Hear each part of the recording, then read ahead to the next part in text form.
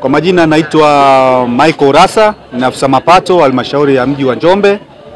Leo tuko hapa kwenye viwanja vya stendi ya zamani kuwasogezea huduma wananchi ili huduma hizi wazipate kwa urahisi zaidi kutokana na geographic eneo letu kiofisi kidogo liko nje ya mji.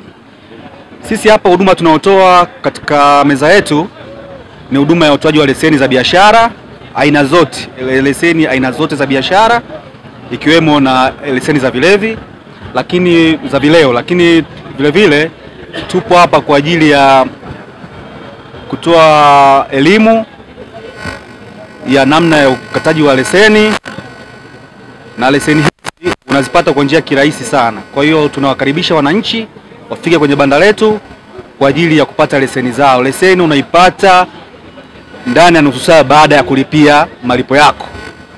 Kwa hiyo ni rahisi sana, tunawakaribisha wananchi, lakini vile vile tunapokea malalamiko. Kama kuna malalamiko yoyote tunayapokea na tunayafanyia kazi. Lakini vile vile tuna ushuru mwingine, ushuru wa mabango ambao tunayatoza sisi halmashauri ya mji. Kwa hiyo tunawakaribisha wafanyabiashara wenye mabango maeneo mbalimbali waje walipie ushuru wao.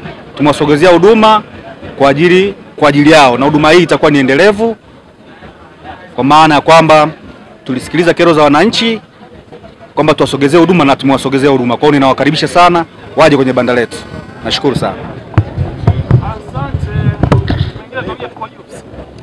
Ofisini utanipata. Faida gani ya kuwa na leseni? Biashara. Nashukuru sana. Lakini nani anatakiwa kuwa na leseni? Sawa kabisa. Au tuombe press ya kwako peke yako?